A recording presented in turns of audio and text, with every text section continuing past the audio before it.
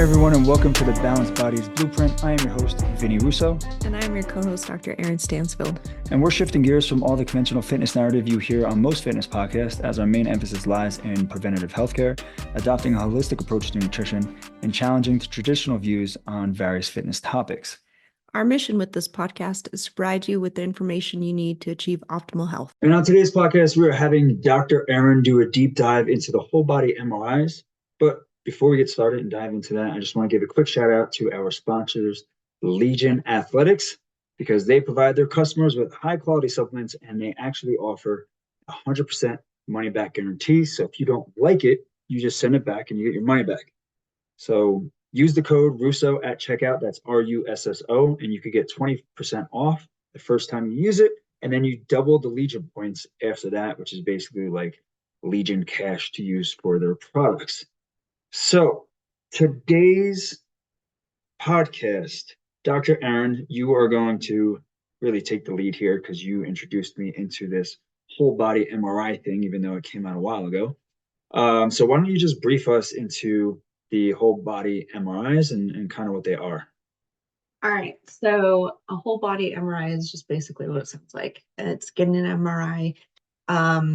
It's a scan basically that you go into. It uses non-ionizing radiation and thin slices to scan your entire body. And a lot of companies back in the 1990s came out and said, we can offer these scans for price out of pocket instead of going through insurance. And it didn't really catch on until later on, and we'll talk about that. But basically, it's scanning your entire body, like all the organ systems from your head to your toe or toes, and just looking for any abnormalities, which I will say sounds appealing. So my realm is preventative medicine. And if we can prevent chronic diseases, this seems appealing medically and to patients. So something on its surface, like a whole body MRI, seems like the shiny new toy, especially if it would detect something like early cancer.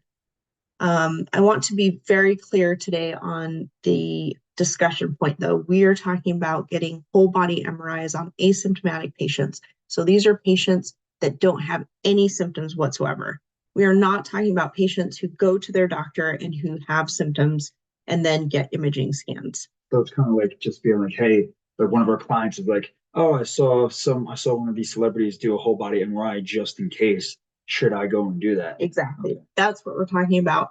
I want to be very clear because they're totally different entities and the sensitivity, specificity is going to differ, especially if you're looking at different populations. I think in general, there's been an increase in health awareness, especially now where people are taking more accountability and they're taking their health into their hands. And so, having tools that detect early cancer becomes very attractive. And the fact that you can get this scan and you're not necessarily exposed to a lot of radiation because it's non-ionizing radiation seems, again, a very attractive choice for a screening test. There are countries such as Canada, Germany, Japan, and the UK, which offer whole body MRIs, kind of like the United States, from private companies that you can pay out of pocket. However, in places like the Netherlands, it is forbidden by law because of the uncertainty between the benefits and the harms. So that, again, should be a red flag to anybody listening to this, that there is a risk-benefit ratio that needs to be weighed out here. And you would think that most asymptomatic patients would benefit from timely intervention, but as we're going to discuss, there's a number of problems with whole body MRIs in asymptomatic patients. Yeah, when you brought this podcast up to my attention, I was kind of like, I never really heard about this before. And then I saw, like Kim Kardashian did it or whatever. So how and when did this whole body MRI actually become a thing? So as I alluded to earlier, it was a thing in the 1990s. A lot of private companies came out and said, we can offer whole body MRIs. At the time, they weren't that great. They came out with diffusion weighted imaging, which made the images a bit better quality. And then also they got faster. at doing them. So, you know, you can get a whole body MRI in about 40 minutes. If you are claustrophobic, they do put you into a tube and you do have to be there in there for 40 minutes. So that's a potential limitation for some patients. And yes, Kim Kardashian last year came out. She went to a company called Prenuvo, or Prenuvo. I don't know if I'm saying that correctly. And she paid for a whole body MRI, and she was kind of promoting that for a while. So I think it kind of hit the social media channels again, as a buzz, like maybe we should be doing this if, you know, even though you don't have symptoms, just to see if there's any preventable disease, specifically preventable cancer. Um, you know, again, we'll discuss the issues with that. Yeah, and you mentioned before that this was more of like an out-of-pocket cost, and you look at Kim Kardashian, and she has a lot more money than the average Joe. So what are we looking at here in terms of like out-of-pocket cost? Yeah. Yeah, so actually, you know, it's fairly expensive, but I feel like it's a price point that maybe some people can afford. It's $2,500 to get the initial scan. And even if you look at some of these companies that do them, they do recommend that typically, you know, not to do them necessarily in an asymptomatic patient, but they do offer them if you have that money. But you got to think of um, the ramifications that come with that. So if you get the initial scan, they might recommend another scan in 6 to 12 months. So you're looking at not only one scan, you're looking at a couple of scans, depending on what the findings of the first scan is. So there could be more costs associated to it, is my point. It's not just that initial 2,500. It could be, you know, in 6 months you might need another scan, might be another 2,500, and insurance may or may not pay for that. Yeah, I'm looking at it from like someone who randomly sees this on the internet. It's like, oh, that's a good idea to be better be safe than sorry. But how effective is this whole body MRI in detecting, you know, various types of different cancers? Well, that's a very loaded question, right? So I specifically alluded to the fact that we're going to be addressing asymptomatic patients in this podcast. Again, you know, different patient populations, it's going to vary as far as the effectiveness of specifically detecting cancer. So it depends. It also depends on, like I said, are you screening or diagnosing? And then it depends on the cancer type, the location. There are many, many clinical factors that are dependent on that. So I can't give you a good answer. But I want to kind of dive into a review that was done in 2019 that wanted to look at the prevalence of doing whole body MRIs in asymptomatic patients, which actually is kind of hard to find. So it was a review looking at 7,000 studies that had done imaging, and surprisingly, only 12 studies qualified to meet the inclusion-exclusion criteria where asymptomatic patients were actually included in these studies, so they could, you know, take that subset and kind of look at that. In these 12 studies, there were more than 5,000 MRIs done, so they had pretty good numbers as far as looking at the different MRIs to get their conclusions. So then, what challenges and limitations came from these studies? So in this review, they looked at different things, and one of the first things that came to mind was the discovery of incidental findings. As radiologists like to refer to them, they call them incidentalomas because it sounds like a fancy tumor name. And what is that? That's an incidental finding, basically is a finding for the fact that the effectiveness of intervention or treatment is unknown. So it's a finding, but what to do with that finding clinically is not always straightforward. And then the biggest other issue was the number of false positive findings, right? So findings that would eventually prove to be benign. This can lead to a lot of unnecessary testing, additional exams, interventions, treatments, at extreme like biopsies. And you got to think, if you get a biopsy that you don't need to get, that's associated or can be associated with complications.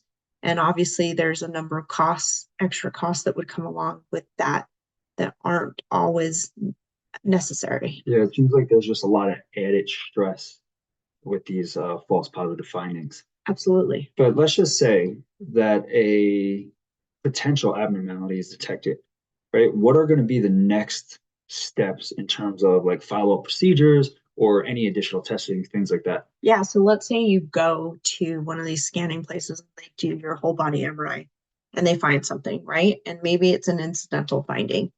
What they're going to do is they're going to refer you to either your physician or a specialist to do further workup.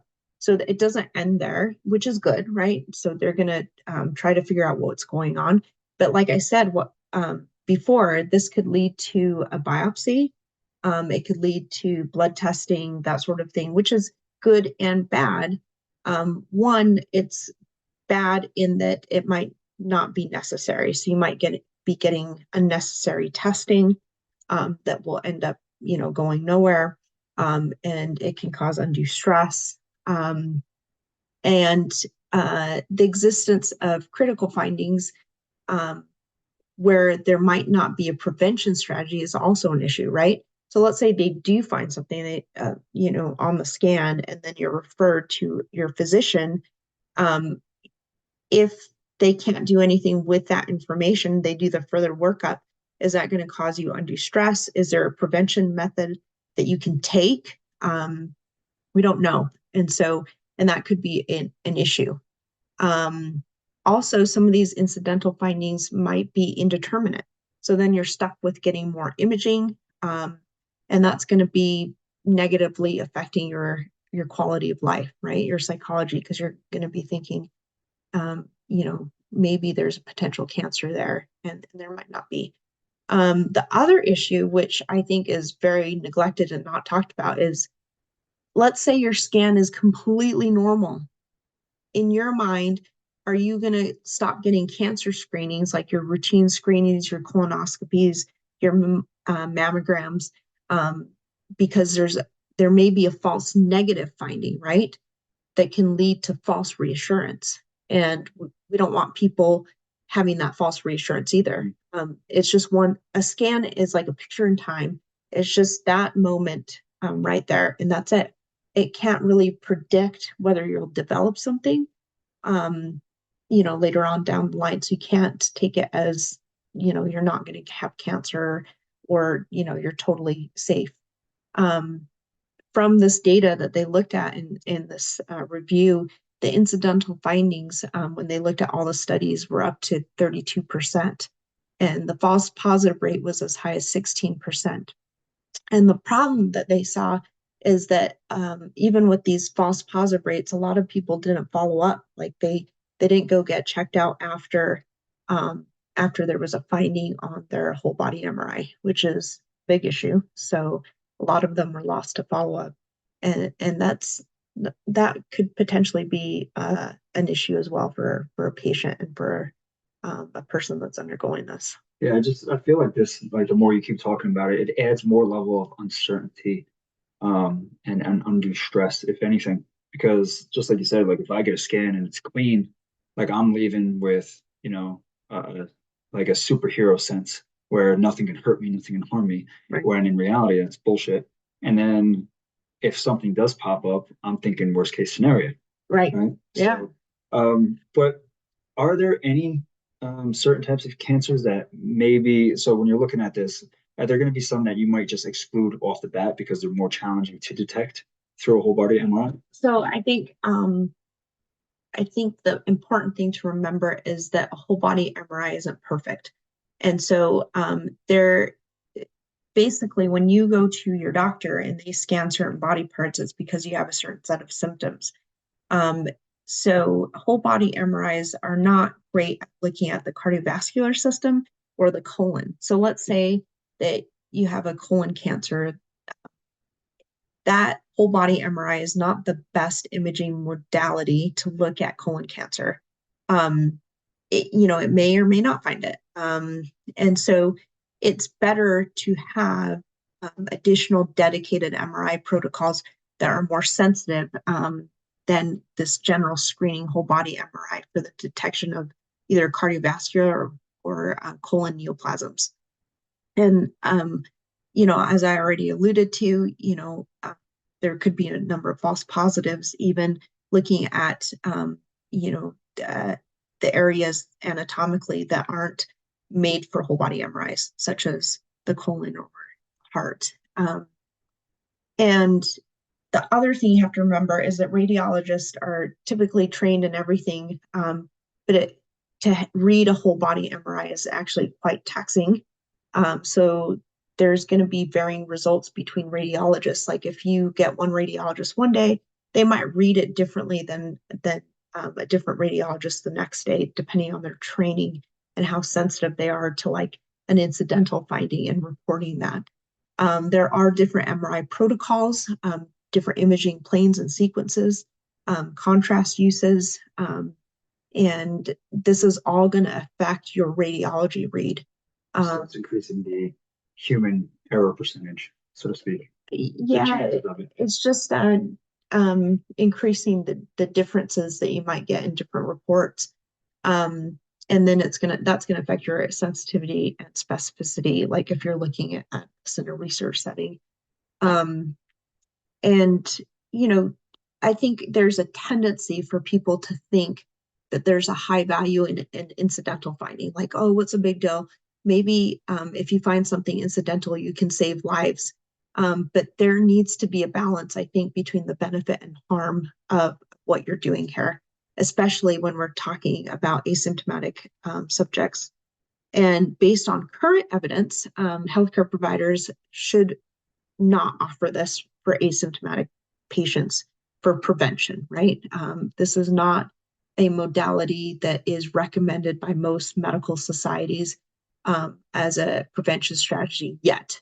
We might get there at some point, right? I think there needs to be more data collected, and there needs to be more randomized controlled trials looking at or weighing out the benefits and risks before we say this could be a good prevention method.